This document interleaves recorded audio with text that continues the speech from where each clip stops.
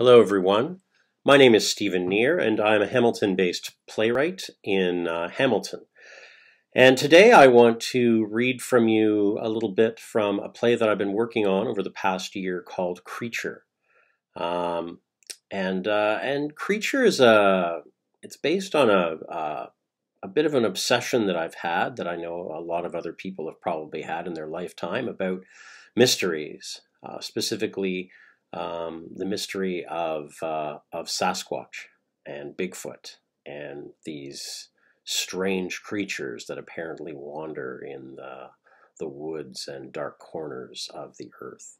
I've been interested in Sasquatch for pretty much all of my life, so this play is a one-person play, basically a monologue that I've been working on for the past few months.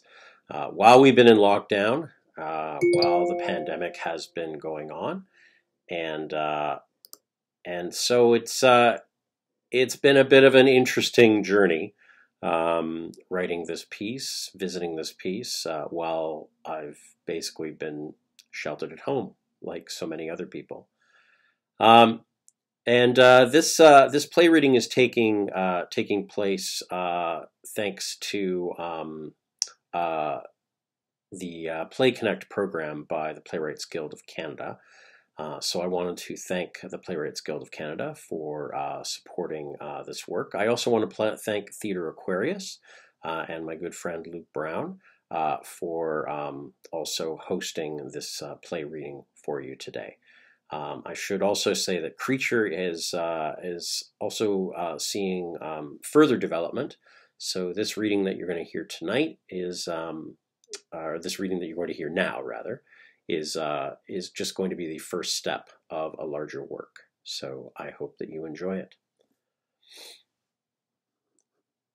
Scene 1. How many times have you been alone in the woods? Maybe you can count on one hand. Maybe you've lost count. I don't mean with friends or family, a cabin or a cottage close by. That's not what I mean. You are alone, in the middle of the forest. Maybe you're on the side of a mountain. Maybe you're in a deep valley. There is no one else with you. Not right now. You hear, you see, you smell something. Ooh. Scary, scary, right? Boo! Oh, laugh. Because it is funny. I mean, you know better. It's just your imagination. There's nothing there. It's an animal. A deer or a bear. I mean, you should be worried if it's a bear. But trees break all of the time. The forest is full of sounds. There's nothing strange about that. So come on, right? Come on.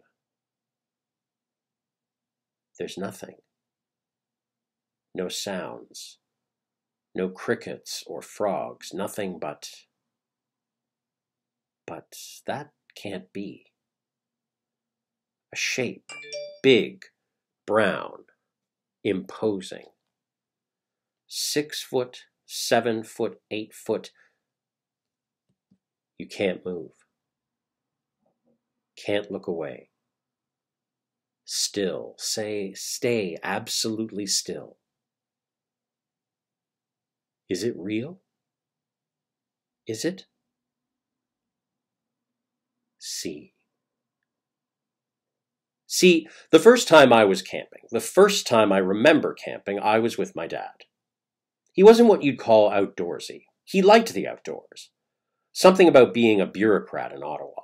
He was compelled by the outdoors. I mean, I remember the building where he worked. Big, brown, imposing. Set up on the edge of the Ottawa River. See, his office faced north towards the Gatineau Hills. Beyond that, the great boreal forests of Quebec. So there was my dad, wheeling and dealing for the Canadian government. But every time he looked up from his desk, The outdoors beckoned. The peaks and valleys called his name. The tree branches reached out an inviting hand. My dad took me with him in the summer of 1988. My dad and two of his university friends and their kids. We packed our cars, we brought the canoes, ready to portage, ready to lift and carry giant hunks of fiberglass through thick woods from one river to another. Pitch tents, build a fire, and not bathe. Roughing it. This was before iPhones and playlists and Wi-Fi. The only portable sound I had was from a Sony Walkman and my three favorite albums back then. Brothers in Arms by Dire Straits, Graceland by Paul Simon, and Genesis by Genesis. I wore out the batteries on the very first day. The rest of the week I had to accept the sounds of nature. Grackles and jays calling from treetops, bullfrogs throbbing in the marsh, crickets chirping, and mosquitoes buzzing.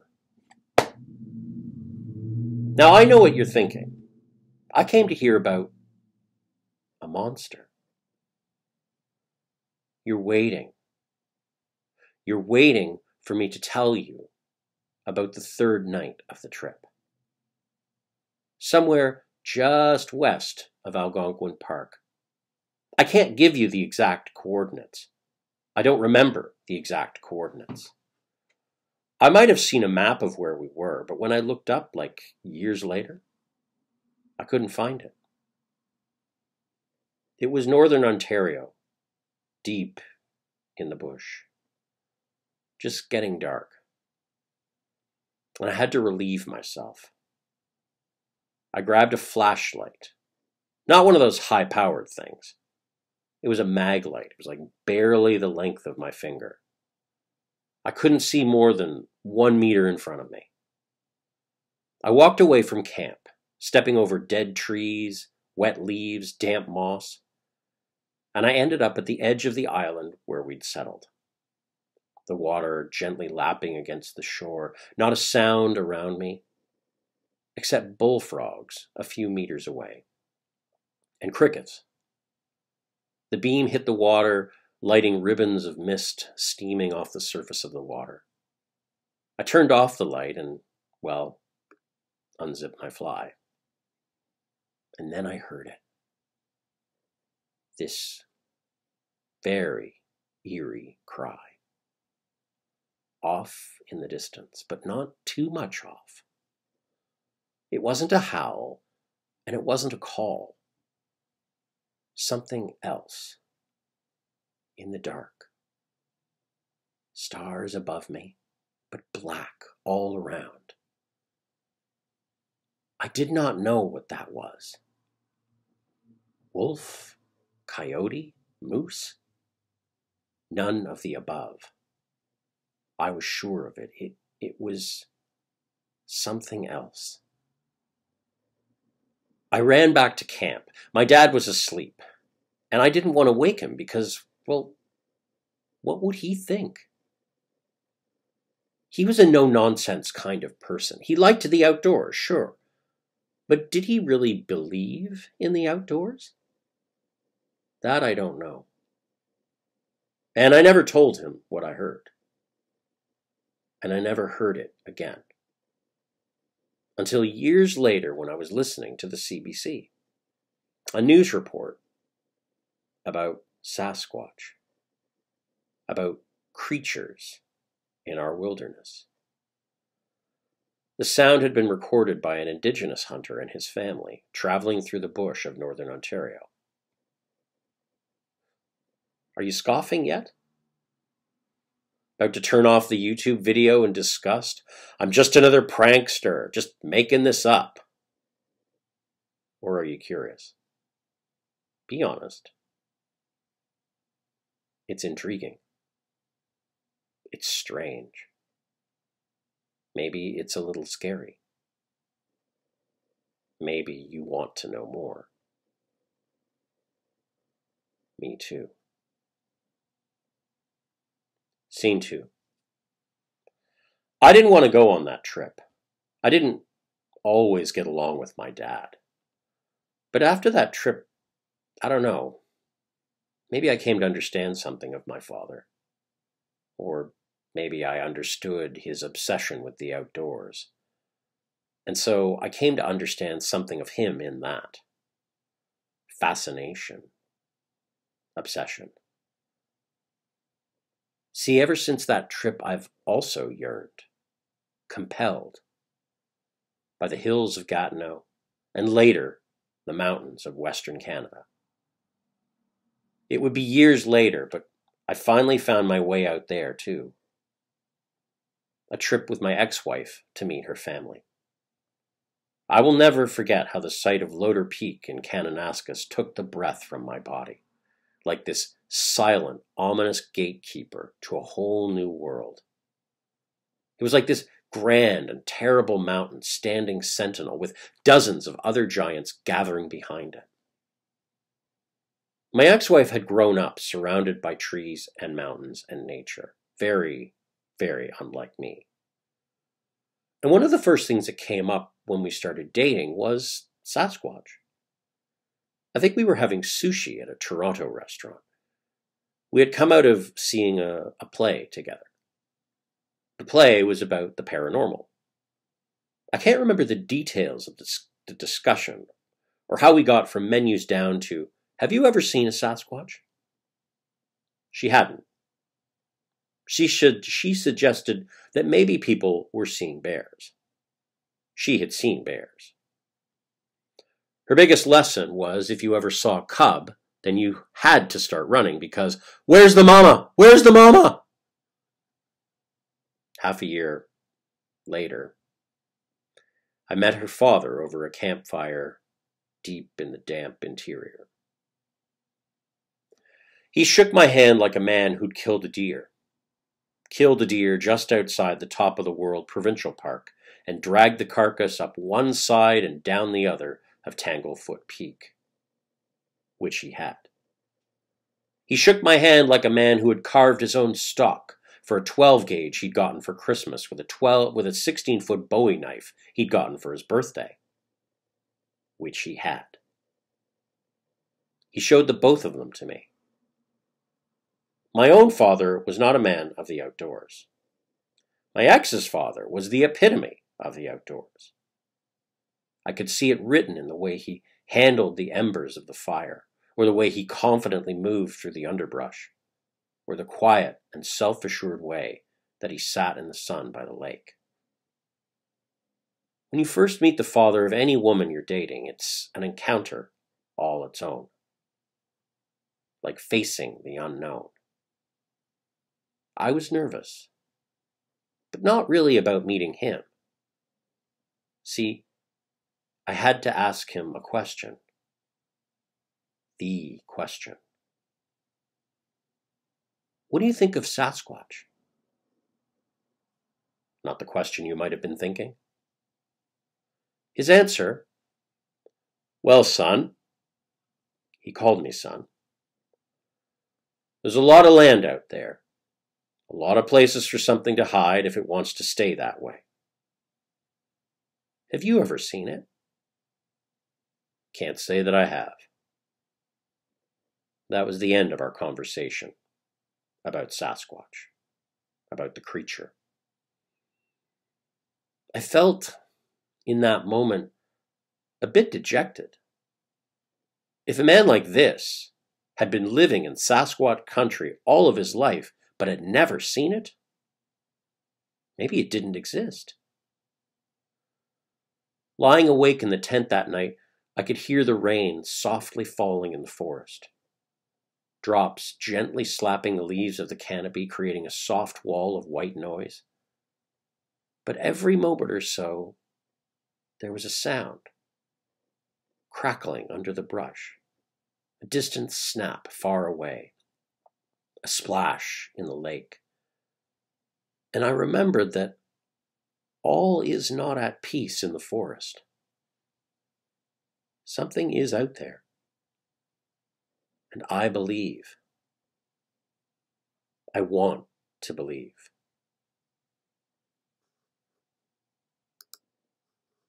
Scene 3. My first real encounter with Sasquatch wasn't on that island. Wasn't the sound. Because honestly, I didn't know what it was. But my thinking around what it could be had to start somewhere. Which brings me to my first encounter. A book. The Mysterious Monsters. The cover of this book is seared into my brain. Now, this has happened to everyone, I think. There's a book in your parents' house. Not your book. Your mom or dad or brothers or sisters bought it or borrowed it from the library. Like the copy of The Exorcist by William Peter Blatty. This book was on the bookshelf in my dad's study downstairs. For years after my sisters discovered it, all of us dared not go into the study of our old house. We went down to the basement, but in the weirdest of ways, we avoided the study. All because Linda Blair's demonic face, drenched in red with eerie yellow eyes, was on the cover. What, was the book going to jump out, attack us, crawl up the stairs in the night while we slept? So, The Mysterious Monsters. Picture a remote forest, tree line in the distance, lit by a bright full moon. And casting a bold, ominous shadow is a creature. Walking away or towards you can't tell. The tagline of the book reads, "There are giant creatures walking, living at the edge of our civilization." But that cover, it grabbed onto me. Go ahead, Google it. You'll see what I mean. It became an obsession. The edge of our civilization. Now think of the edge. And you have to think of what is beyond the edge. It's the lack of that defines the border of what is familiar and what is unknown. But even that's misleading, right? The hills and coastlines and forest where Sasquatch is alleged to live and lumber and lurk, they're not on the edge of civilization. They're completely removed from it. But it's not all that far. You don't believe me? Okay. Take out your phone or open another browser window and open up Google Maps. Type in Pinawa, Manitoba. That's Pinawa. Have you done that?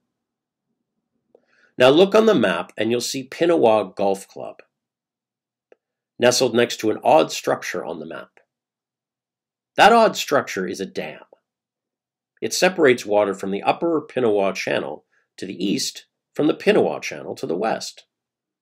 Now, if you use Google Maps, you zoom into a spot in the very center of that dam. That spot, that center, that edge of civilization, that's where a woman named Petra had an encounter with something. Something being a group of 3 to 4 Sasquatches. Petra was a full-time mom and a wildlife veterinarian, so she knew her way around animals. At the time of the sighting, she was coming out of a very messy divorce. She was in a lot of pain. She'd often go for long walks alone in the Manitoba wilderness. See on the map how remote that area is? See the bridge? On those walks, Petra would yell and scream in anguish over the pain in her life. We all think about doing that, right? But we're in our comfortable houses and homes and workplaces, in civilization. And we can't lose control like that. Otherwise, what would anyone think of us? Petra was in this place, and she would let out these roars. One day, she was out for a walk. She looked down and saw a very strange thing. On the ground, at her feet, were 2 garter snakes tied together in a knot. A knot that would be impossible for 2 snakes to do on their own. Someone had to have a very strange sense of humor to do that. She went to pick up the snakes, but she heard a splash. She looked up, and then she saw it. Brown fur, humanoid, face like some sort of ape, in the water, on the far side of the bridge, the north side. Do you see it? It turned to her as she spotted it, just as she froze, and it made a face.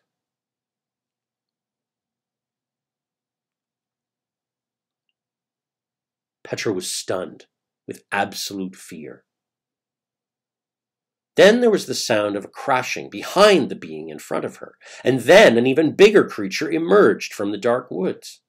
At this point, Petra was able to move. She backed away, slowly, step by step, not taking her eyes off the pair of things on the other side. She'd reached the southernmost tip of the bridge, within reach of the end of the dirt road leading back to civilization.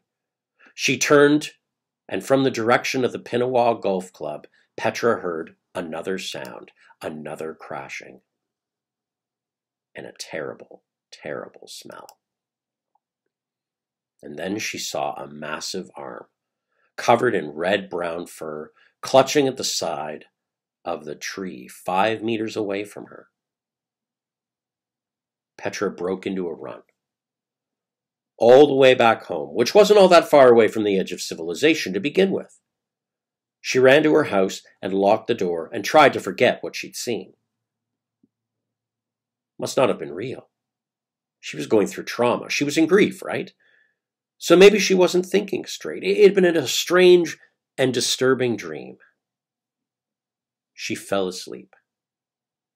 And the next morning, when Petra opened the door of her house to go for another walk, do you know what was on the porch at her feet? The pair of garter snakes, tied neatly in a knot, on her front door. Sometimes the edge of civilization isn't so well defined. Sometimes we need to be reminded that there is no edge, that all of this isn't really civilization, and that what we think is beyond can come and visit us anytime it wants, and maybe knock on our door. Scene 6.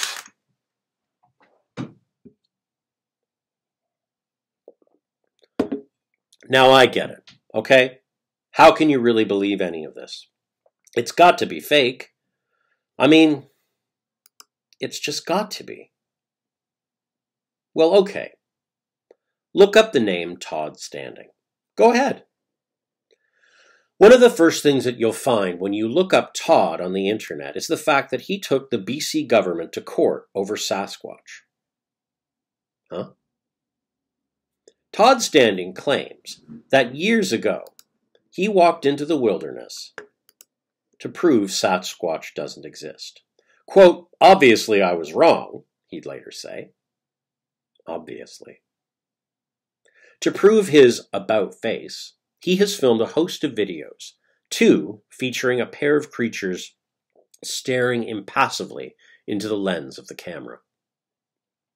Now, if you've already Googled Todd and clicked on images, these rather notorious pics are probably staring at you right now. What do you think? They either look really creepy or really silly. Either way, since having these encounters, Standing has gone on to some fame and lackluster fortune in Sasquatch circles.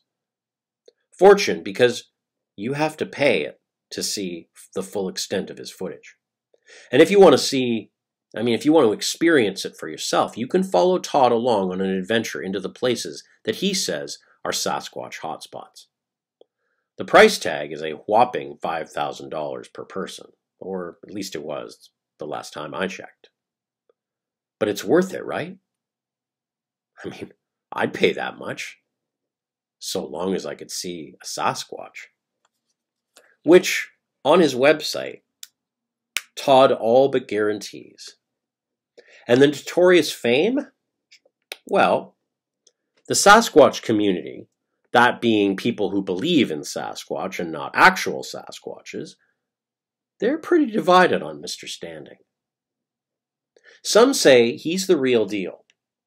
Others say he's a huckster and a fraud.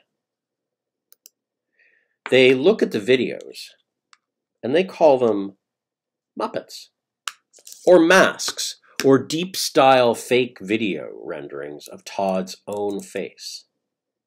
They say that Les Stroud, TV's great Survivor man, was hoodwinked too, or he was even in on the joke. They say anything, except that Todd Standing may be right.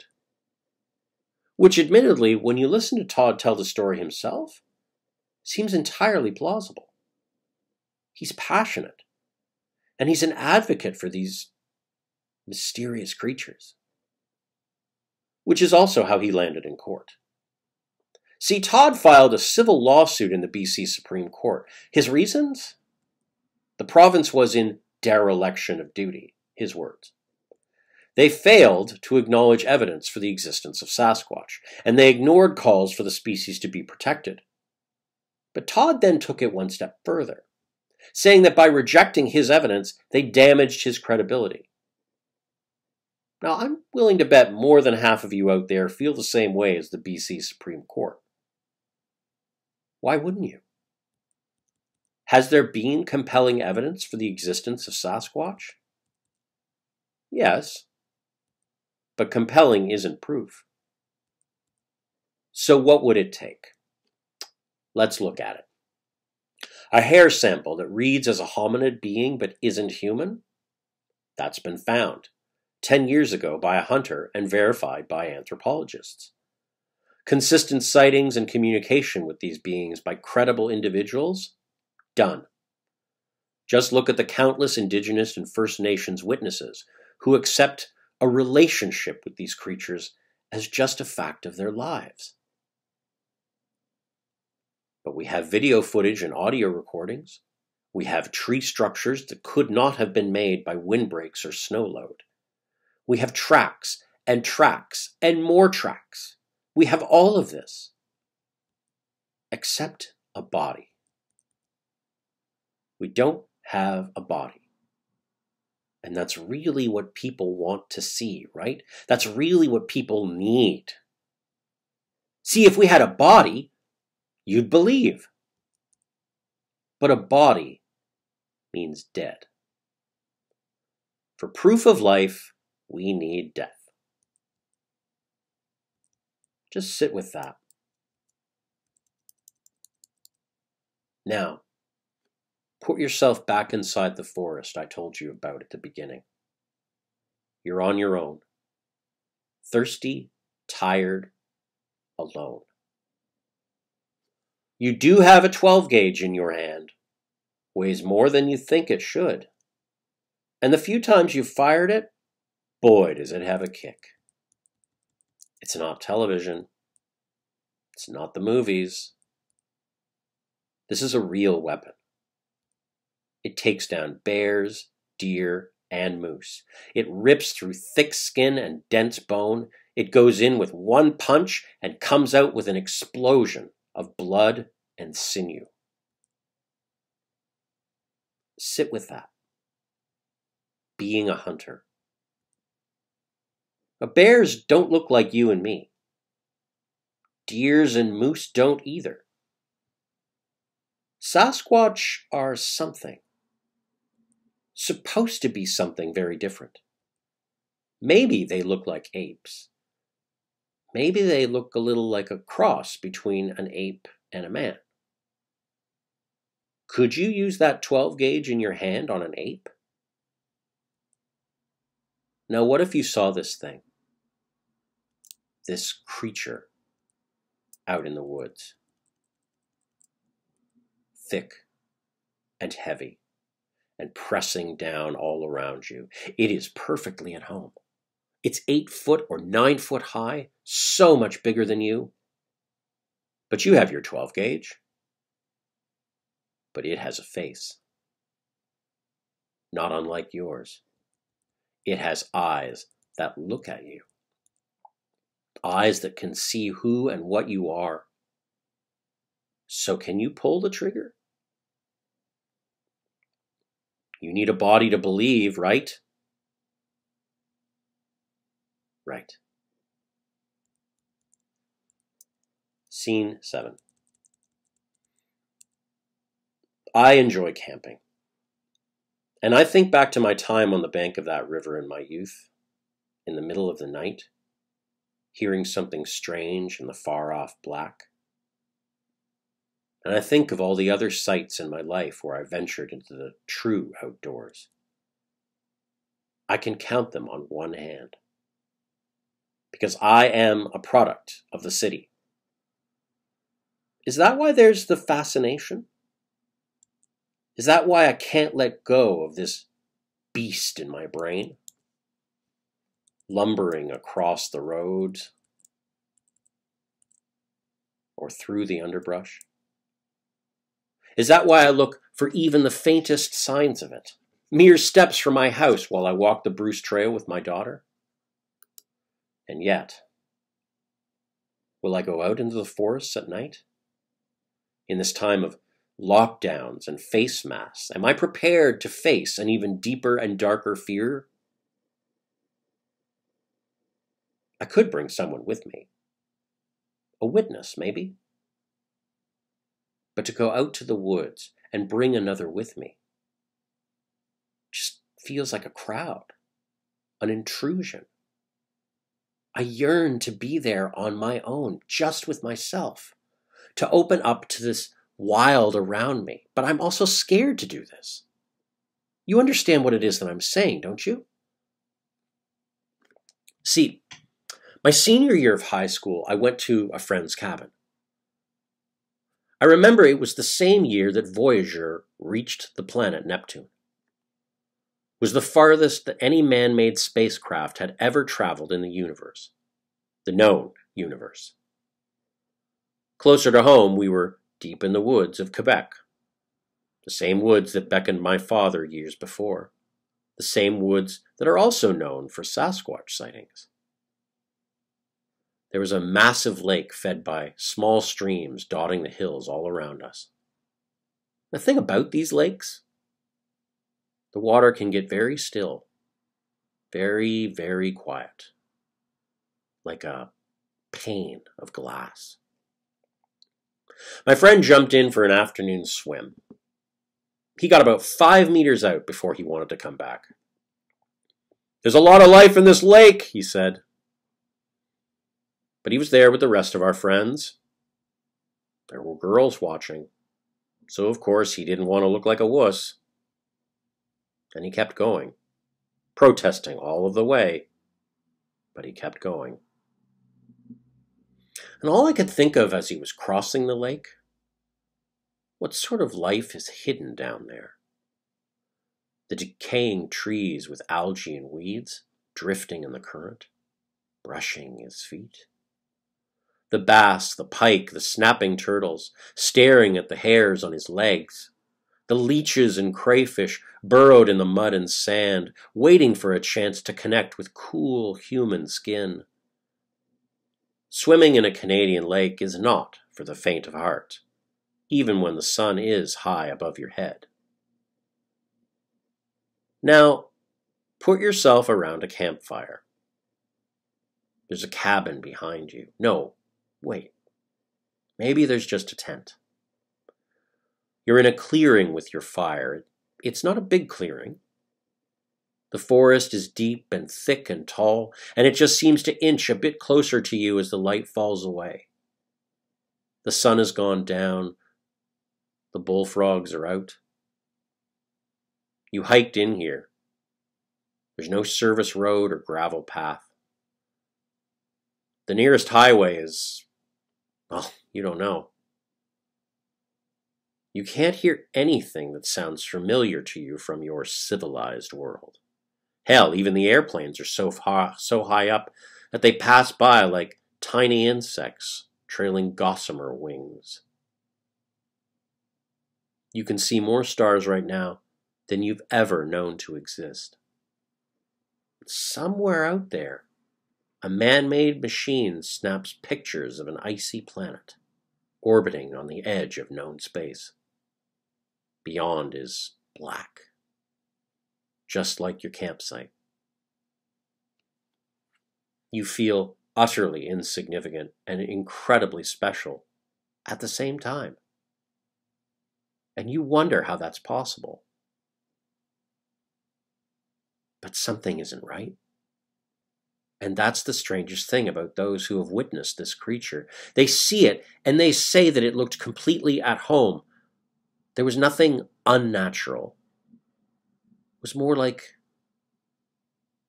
supernatural. A manifestation of beyond science, beyond nature. And is that why you're here right now? Listening to me, watching me? Or maybe you're Googling Sasquatch, Ontario, or Sasquatch, Quebec, or Sasquatch, wherever it is that you live. Good luck, people of BC. You'll get a lot of hits on Google. Do you feel lucky? No, seriously, do you? You'll need it. Because the more I tell myself I need to get out there, to see it, to spot it, to have an experience, the more I realize that maybe I'm missing the point. Maybe this need, this desire to be out there, wherever out there might be it Premier Lake Provincial Park, BC, Pinawa, Manitoba, Harrison Hot Springs, BC, Algonquin National Park, Ontario, or the Gatineau Hills of Quebec. Maybe that's the real creature. You see, the sound I heard all those years ago, who knows if it was real? I mean, a real Sasquatch. Truthfully, I don't. I don't know what it was, and I never will. But the fact that it lives inside of me, along with the images of Patty, that thing that lumbered in front of Robert Pattinson and glanced over her shoulder, or the hundreds of eyewitness accounts I hear every week on my favorite Sasquatch podcast. Just look it up on your iPhone. I guarantee you'll listen to at least one of them. And you'll wonder. That's all that's important. You will wonder. That's what we need to do. Nowadays, especially. We have to keep the mysteries alive. They are what tell us that we live in a world that is bigger and deeper and higher than any of us. We need to be reminded of this every day. This world does not belong to us. We just live here. Like the bears and the deer and the moose and the Sasquatch. And we have to respect where we live. Because I have no doubt that the Sasquatch do. Thank you very much for tuning in and listening to my reading of my new play, Creature. As I said, this is a brief workshop of this piece, and there will be a much longer piece at some point in time in the future, in the next few months. So I invite you to tune into that when you have an opportunity.